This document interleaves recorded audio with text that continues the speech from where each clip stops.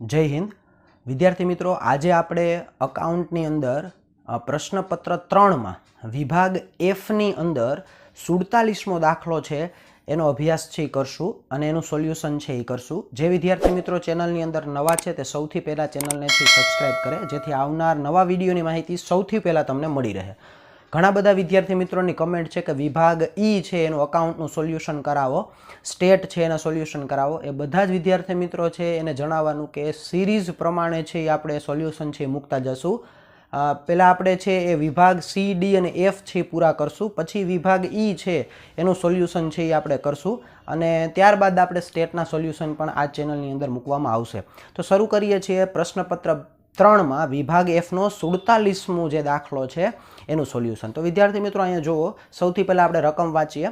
રકમ સૌથી મહત્ત્વની બાબત એકાઉન્ટની અંદર હોય છે.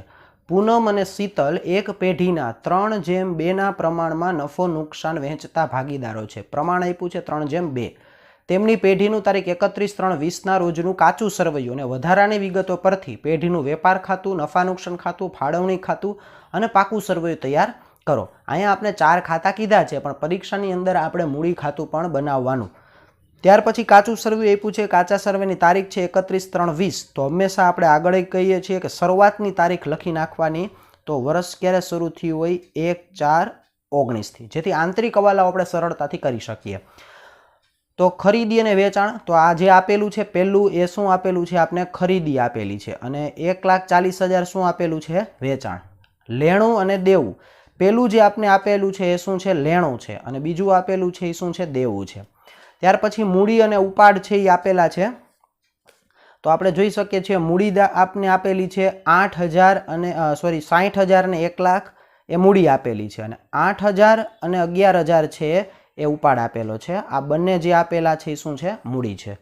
ત્યાર પછી શરૂઆતનો સ્ટોક આપ્યો છે. જે આ પહેલો જે આપેલો છે એ શું છે? શરૂઆતનો સ્ટોક છે. અને 10%ની લોન આપી છે. આ 20,000 રૂપિયા લોન છે. જમા બાજુ છે એ આપને આપેલું છે 20,000. તો શરૂઆતનો સ્ટોક હંમેશા ક્યાં આવે? વેપાર ખાતામાં ઉધાર બાજુ. તો ઉધાર બાકી આપી છે એટલે આ 30,000 રૂપિયાને શું કહેવાય? શરૂઆતનો સ્ટોક. હવે અહીંયા આપણે આપેલું છે 10%ની લોન, એટલે પેઢીએ 10%ની લોન લીધી છે, પણ કંઈ કીધું નથી ક્યારે લીધી છે. એટલે આખા વર્ષનો છે એ આપણે વ્યાજ ગણવાનું થશે, એટલે આંતરિક હવાલો છે આપણા માટે. ત્યાર પછી ઘાલખાદ અને ઘાલખાદ અનામત, પહેલી આપી છે ઘાલખાદ, બીજી ઘાલખાદ અનામત. પછી માલ પરત, ખાસ યાદ રાખજો, લાસ્ટ આપણે દાખલો લીધો તો એમાં કીધું હતું ઉધાર બાકી જે આપેલી હોય માલ પરતમાં એ શેની હોય? વેચાણ માલ પરતની હોય. એટલે પહેલું જે આપેલું છે એ શું છે? વેચાણ માલ પરત છે અને બીજું જે આપણે આપેલું છે એ શું છે? ખરીદ માલ પરત છે. જમા બાજુ જે 20,000 આપ્યા છે. પછી ફર્નિચર આપ્યું છે 40,000. જો પહેલું આપ્યું છે એ ફર્નિચર છે અને બીજું જે આપણે આપ્યું છે એ ચૂકવવાનો બાકી પગાર છે. ત્યાર પછી રોકડ અને બેંક આપી છે. તો જે પહેલું આપ્યું છે એ રોકડ છે ને બીજું આપ્યું છે બેંક, એટલે એનો મતલબ શું થાય છે? BOD છે, બેંક ઓવરડ્રાફ્ટ છે આ, એટલે એ આવશે મૂડી દેવા બાજુ. પછી હુંડીઓ આપી છે. તો પહેલી જે હુંડી આપને મળેલી છે એ શું છે? લેણી હુંડી છે. બીજી છે એ કઈ છે? દેવી હુંડી છે. પછી મકાન આપ્યું છે, મકાનનો ઘસારો આપ્યો છે. તો આ મકાનનો ઘસારો એ કયો છે? જૂનો છે. જ્યારે કાચા સરવૈયામાં આપ્યો હોય ઘસારો એ કયો કહેવાય? જૂનો ઘસારો કહેવાય. સૌથી મહત્વનો ટોપિક છે આપણા માટે ઉમેદવારનું પ્રીમિયમ છે. ઉમેદવારનું પ્રીમિયમ કઈ તારીખનું છે? 1/10/19થી 3 વર્ષ માટે 4,800 રૂપિયા. તો આ 4,800 રૂપિયા કઈ બાજુ આપ્યા છે? જમા બાકી. આપણા માટે આંતરિક હવાલો છે એટલે 4,800 રૂપિયા આપણે લખશું મૂડી દેવા બાજુ, પછી એની અસર આપણે જોશું. પછી આવક માલ ગાડા ભાડું વેપાર ખાતામાં આવશે, મજૂરી વેપાર ખાતામાં આવશે, પગાર નફા નુકસાન ખાતામાં આવશે. હવે નીચે આપણે 5 હવાલા આપ્યા છે. પહેલો હવાલો, આખરનો સ્ટોક 16,000 હતો, જે પૈકી 10% માલની 20% ઘટી ગઈ છે કિંમત, બજાર કિંમત. 16,000 રૂપિયાનો હતો માલ સામાન, 10% માલની બજાર કિંમત 20% ઘટી ગઈ છે. તો આપણે અહીંયા ટીક કરશું, આમાં ક્યાંય સ્ટોકનો હવાલો નથી. પછી આની ગણતરી દર્શાવશું. મકાન પર ઘસારાનો દર વધારીને 10% કરો અને ફર્નિચર પર ઘસારો 5% કરો. તો મકાનની અંદર આપણે 2 કરી નાખશું, કારણ કે એમાં હવાલો છે, હવાલો ટીક કરશું. પછી ફર્નિચર જે આપણે આપેલું છે એમાં આપણે 2 કરશું. તો અહીંયા આપણે ફર્નિચર આપ્યું છે એમાં 2. ત્રીજો સૌથી મહત્વનો ટોપિક છે આપણા માટે ખાસ, બેંકે 2,000ની દેવી હુંડીના ચૂકવ્યા છે, જેની નોંધ કરવાની બાકી છે. બરાબર. તો દેવી હુંડી છે આપણે જો હુંડી આપેલી છે, એક આપણે હુંડી આપી છે 5,000 એ લેણી હુંડી છે ને 4400 છે એ શું છે? દેવી હુંડી છે. તો દેવી હુંડીના આપણે 2000 રૂપિયા ચૂકવી દીધા છે, તો 4400માંથી 2000 રૂપિયા આપણે શું કરશું? બાદ કરશું, એક અસર. અને બીજી અસર કોણે ચૂકવા છે? બેંકે ચૂકવા છે. તો તમે અહીંયા જુઓ, આપણે બેંક ખાતું ક્યાંય છે જ નહીં. આ બેંક છે, બેંક ઓવરડ્રાફ્ટ છે. તો આનો મતલબ શું થાય છે કે બેંક ઓવરડ્રાફ્ટમાંથી ચૂકવેલા છે. એટલે બેંક છે એમાં આપણે 2000 રૂપિયા શું કરશું? પ્લસ કરશું. એટલે આની આપણે પહેલાં ટીક છે એ કરી નાખીએ હવાલો. દેવી હુંડી છે તો આપણે હુંડીમાં છે એ કરી નાખશું 3 અને બેંકમાં કરી નાખશું 3. દેવાદારોમાંથી 4000 ઘાલખાત તરીકે માંડી વાળો અને 5% ઘાલખાત અનામત રાખો. દેવાદાર એટલે એને લેણું પણ કહેવાય, તો અહીંયા લેણું આપ્યું છે 4 કરી નાખશું. ભાગીદારોની મૂડી પર 8% અને ઉપાડ પર 10% વ્યાજ ગણવાનું છે, તો મૂડી અને ઉપાડમાં આપણે બંનેમાં કરી નાખશું 5. તો આ રીતે આપણે હવાલાઓ ટીક કરી નાખ્યા. હવે આપણે છે એક એક વસ્તુ મૂકતા જઈએ અને જે હવાલાઓ હશે એમાં આપણે બબે લીટી છોડતા જઈશું. તો સૌથી પહેલાં આપણે આપ્યું છે ખરીદી અને વેચાણ આપ્યું છે. ખરીદી આપણે લખશું વેપાર ખાતામાં ઉધાર બાજુ. તો અહીંયા લખું છું ખરીદી. ખરીદી આપણે દાખલામાં આપી છે 90000 રૂપિયા, એટલે અંદરની કોલમમાં લખું છું કારણ કે માલ પરત બાદ કરવાનું આવશે. પછી વેચાણ આપ્યું છે 1,40,000 રૂપિયા, તો 1,40,000 રૂપિયા જમા બાજુ. ત્યાર પછી આપ્યું છે લેણું અને દેવું, તો લેણું આવશે મિલકત લેણા બાજુ. તો મિલકત લેણા બાજુ લખું છું સૌથી પહેલાં લેણું. લેણું આપણે આપ્યું છે 44,000, તો અંદરની કોલમમાં લખું છું 44,000. પછી દેવું આપ્યું છે 20,000 રૂપિયા, અહીંયા 3-4 લીટી છોડી અને પછી લખશું દેવું. એ આપ્યું છે 20,000 રૂપિયા, એ આપણે બહાર જ લખશું, સોરી, કારણ કે એમાં હવાલો આપને આપેલો નથી. તો આ 20,000 રૂપિયા આપણે બારે લખી નાખશું. ત્યાર પછી આપણે આપ્યું છે મૂડી અને ઉપાડ આપ્યા છે 8,000 ને 11,000 મૂડી ઉપાડ છે અને 60 ને 1 લાખ મૂડી છે. તો મૂડી ખાતું આપણે અહીં બનાવેલું છે. એમાં સૌથી પહેલાં આપણે ઉધાર બાજુ લખશું ઉપાડ ખાતે. એમાં પૂનમ છે એમાં આવશે 8,000 રૂપિયા, શીતલમાં આવશે 11,000 રૂપિયા. પછી 1, 4, 19 બાકી આગળ લાવ્યા, મૂડી લખીએ છીએ 60,000 રૂપિયા પૂનમના અને 1 લાખ રૂપિયા આવશે શીતલના. તો આ રીતે આપણે મૂડી અને ઉપાડની અસર છે આપી દીધી. પછી આપ્યું છે શરૂઆતનો સ્ટોક આપ્યો છે આપને 30,000 રૂપિયા. તો શરૂઆતનો સ્ટોક આપણે ક્યાં લખશું? વેપાર ખાતામાં ઉધાર બાજુ. અહીંયા 2 લીટી છોડીને પછી લખું છું શરૂઆતનો સ્ટોક. શરૂઆતનો સ્ટોક આપ્યો છે 30,000 રૂપિયા. ત્યાર પછી એની બાજુમાં તમે જોઈ શકો છો 10%ની લોન આપી છે 20,000 રૂપિયા. એમાં આંતરિક હવાલો છે, લીટી છોડો તો એ ભલે, અને એમનેમ આપણે અહીંયા રાખીએ છીએ 10%ની લોન અને સીધા પૈસા એના આપણે બારે લખી શકીએ 20,000 રૂપિયા, કારણ કે એનું વ્યાજ આપણે ગણશું ને એ આપણે નીચે લખી શકશું. ત્યાર પછી ઘાલખાત ને ઘાલખાત અનામત આપી છે. ઘાલખાત ને ઘાલખાત અનામત આવે એટલે મેં તમને કીધું હતું એનું ફોર્મેટ છે એક દોરી નાખવાનું છે. એ ફોર્મેટ કેવું છે? તો પહેલાં 2 ઘાલખાદ કરવાની છે, પછી 2 ઘાલખાદ અનામત છે એ લખવાની છે. પહેલાં 3 છે એ પ્લસ થશે અને છેલ્લી માઇનસ થશે. અને સૂત્ર છે કા કા એટલે કાચા શેરનું, હ એટલે હવાલાનું.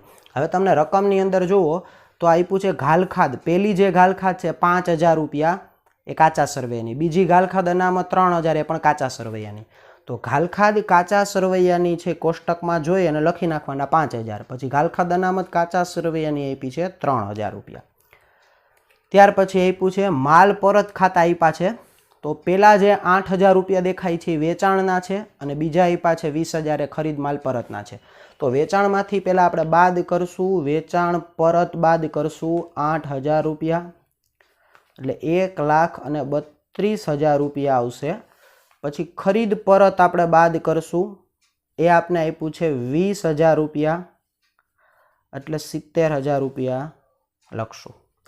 ત્યાર પછી આગળ આપ્યું છે આપણે ફર્નિચર 40,000 રૂપિયા અને નહીં ચૂકવેલ પગાર 4,000 રૂપિયા.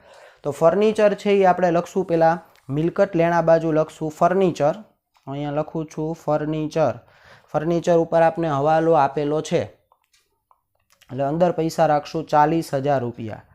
પછી સાથે આપણે આપેલું છે નહીં ચૂકવેલ પગાર, એટલે એ આપણા માટે દેવું કહેવાય. તો મૂડી દેવા બાજુ લખશું નહીં ચૂકવેલ પગાર, નહીં ચૂકવેલ પગાર આપ્યો છે 4000 રૂપિયા.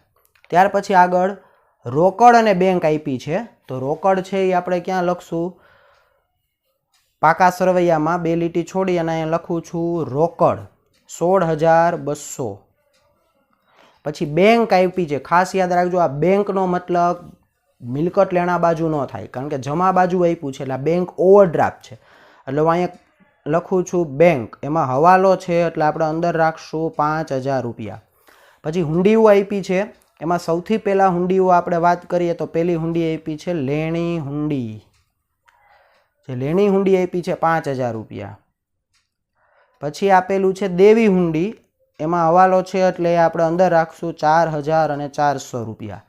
પછી મકાન આપ્યું છે તો મકાન આપણે અહીં નીચે લખશું મકાન 64000 રૂપિયા, એમાં હવાલો છે. પછી ઘસારો આપ્યો છે તો મકાનમાં પ્લસ કરશું, જૂનો ઘસારો પ્લસ થશે 6000 રૂપિયા, એટલે ટોટલ આવશે 70000 રૂપિયા. ત્યાર પછી આપ્યું છે ઉમેદવારનું પ્રીમિયમ. તો ઉમેદવારનું પ્રીમિયમ આપણે લખશું મૂડી દેવા બાજુ, અહીંયા લખશું ઉમેદવારનું પ્રીમિયમ. એ આપને આપ્યું છે 4800, એમાં આંતરિક હવાલો છે. પછી આવક માલ ગાડા ભાડું આપ્યું છે તો આવક માલ ગાડા ભાડું આપણે લખશું વેપાર ખાતામાં ઉધાર બાજુ. આવક માલ ગાડા ભાડું, આવક માલ ગાડા ભાડું આપ્યું છે 6000 રૂપિયા. પછી ત્યાં જ નીચે આપ્યું છે મજૂરી 12000 રૂપિયા.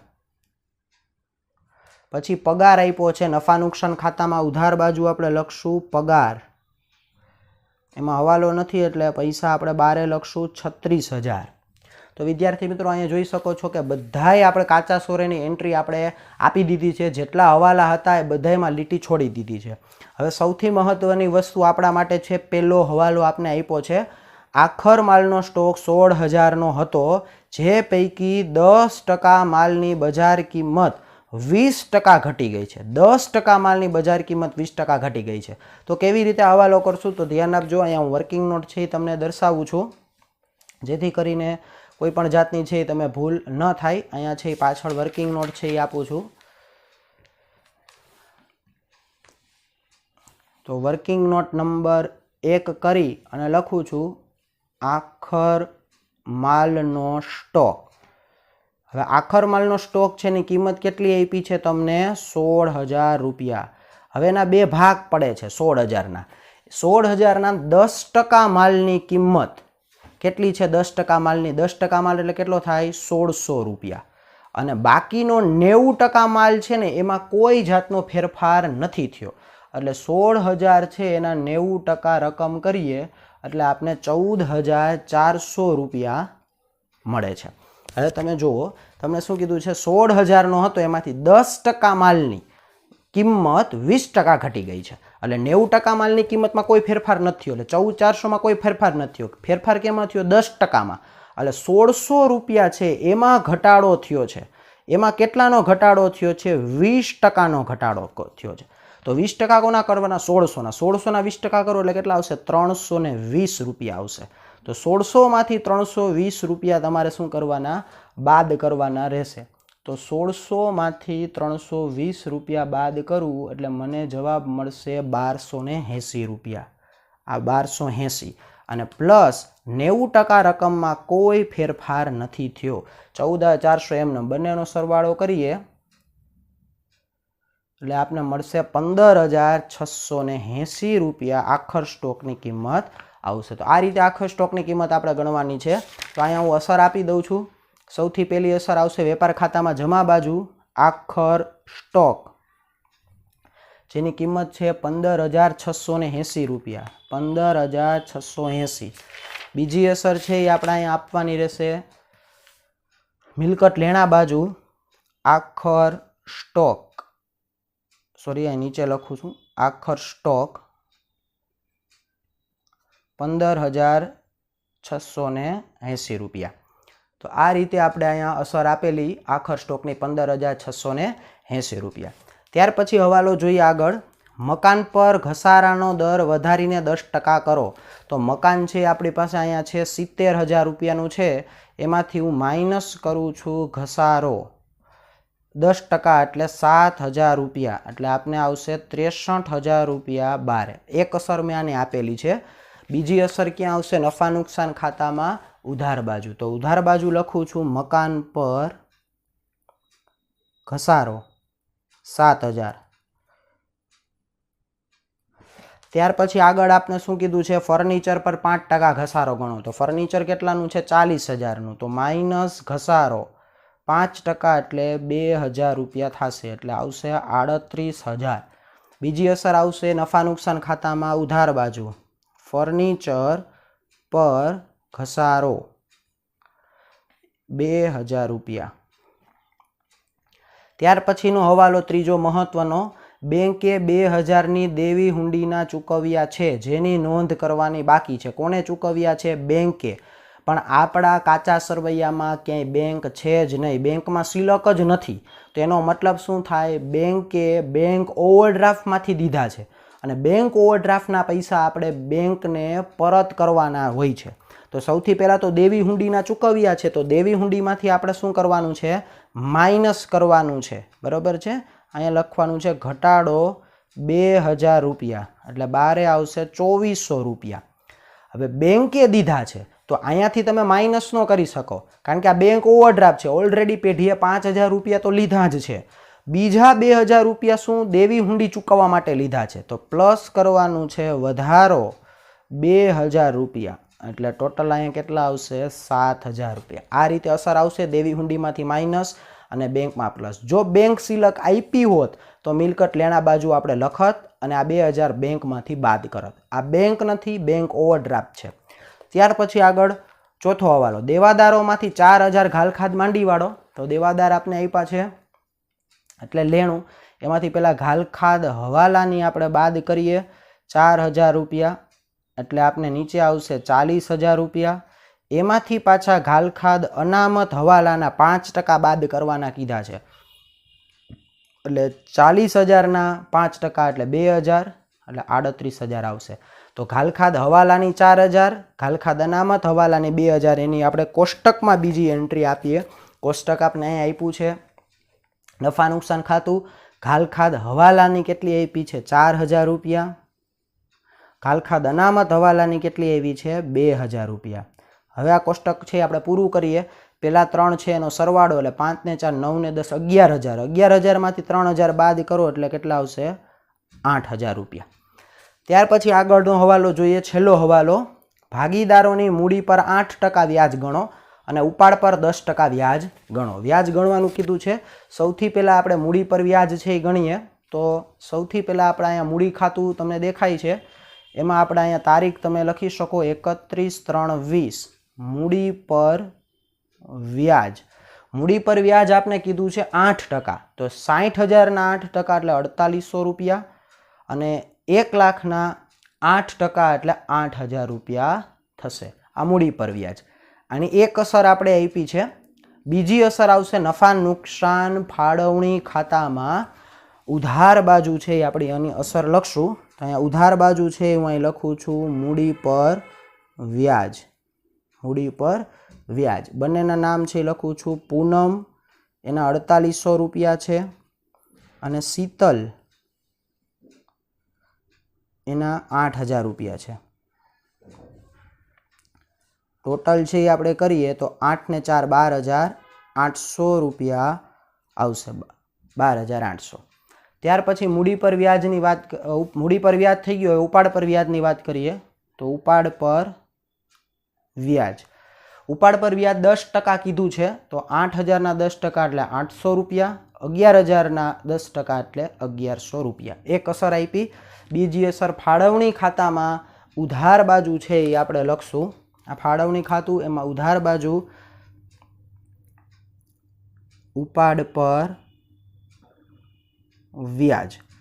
સૌથી પહેલાં છે પૂનમ, એમાં આવશે શીતલ. પૂનમના છે 800 રૂપિયા, 1,100 રૂપિયા, ટોટલ આવે છે 1,900 રૂપિયા. તો આ રીતે આપણે આની અસર છે આપી દીધી. હવે આપણે બે આંતરિક હવાલાઓ બાકી છે. પહેલો આપણે આંતરિક હવાલો જોઈએ 10%ની લોનનો.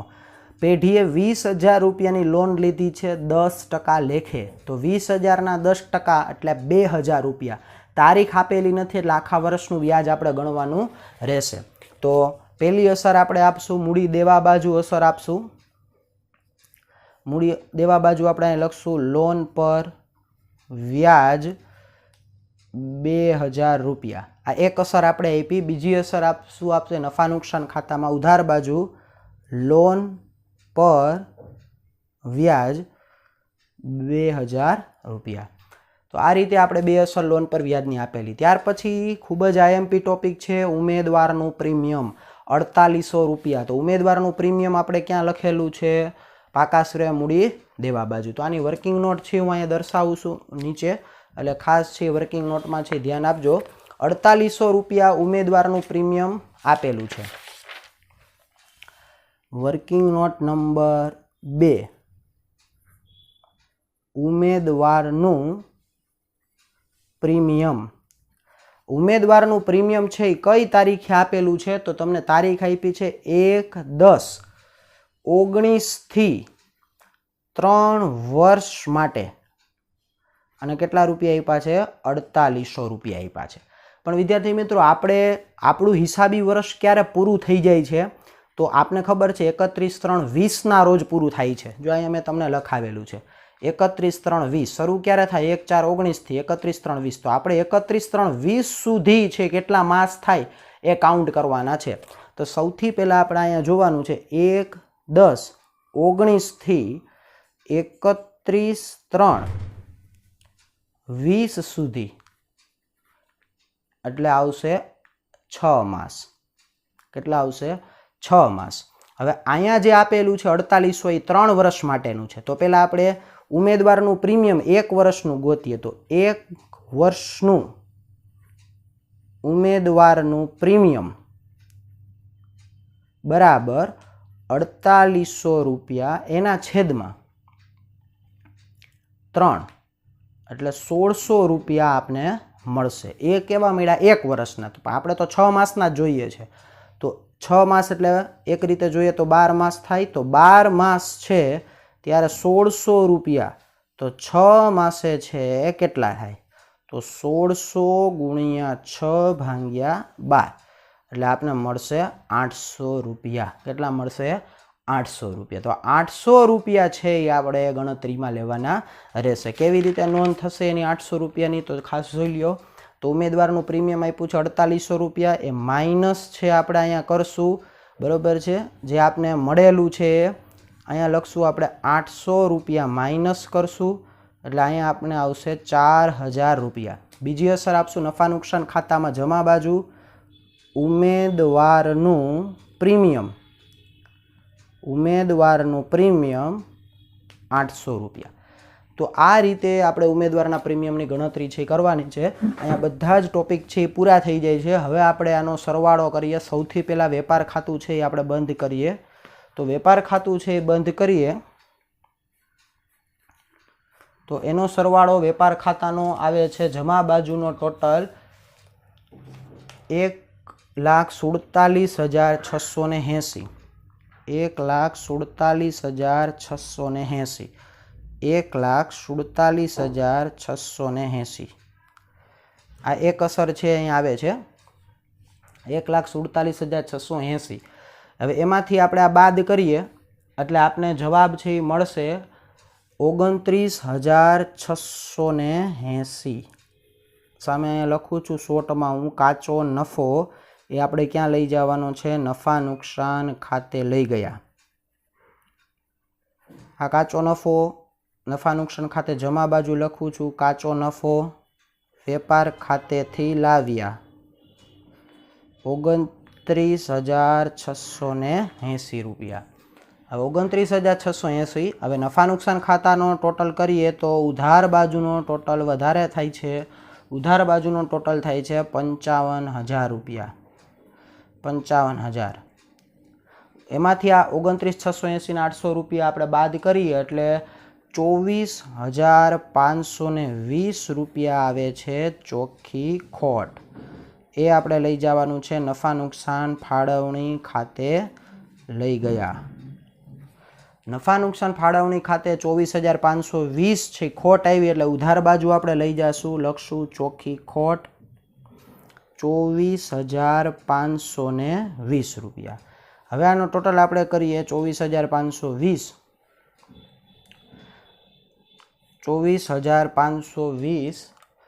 અને 12,800 એટલે 37,320 એમાંથી ₹1900 બાદ કરવાના છે એટલે ₹35,420 ₹35,420 આપને મળશે વહેંચણી પાત્ર ખોટ. એ વેચવાનું છે 3/2 એટલે સૌથી પહેલાં પૂનમ, એની નીચે આવે છે શીતલ. તો પૂનમ છે એના ભાગે કેટલા રૂપિયા આવે છે? ₹21,252 અને ₹14,168 શીતલના. વિદ્યાર્થી મિત્રો, આ વહેંચણી પાત્ર ખોટ છે એ આપણે લઈ જઈશું મૂડી ખાતામાં ઉધાર બાજુ. તો મૂડી ખાતામાં ઉધાર બાજુ છે 21,252 અને 14,168 આપણે લખેલી છે. મૂડી ખાતાનો ટોટલ છે એ પૂનમનો કર્યો તો 64,800 અને શીતલનો કરે તો 1,08,000. હવે એની બાકી આવે છે 34,748 અને 81,732. આ જે કાંઈ બાકી આવે છે આપણે ક્યાં લઈ જવાની છે? મૂડી દેવા બાજુ. એનો ટોટલ થાય 1,16,480 મૂડીનો ટોટલ. ફાઇનલ ટોટલ છે એ આપણે કરીએ તો ફાઇનલ ટોટલ આપણે મળશે બંને બાજુનો ₹1,75,880 બંનેનો ટોટલ છે એ આપણે મળશે. તો અહીંયા આપણે પ્રશ્નપત્ર 3 છે એનું વિભાગ Fની અંદર ભાગીદારી પેઢીના વાર્ષિક હિસાબ છે એનો દાખલો સોલ્યુશન કરેલો. નેક્સ્ટ વિડીયોની અંદર નવા ટોપિક સાથે મળીશું. જય હિન્દ.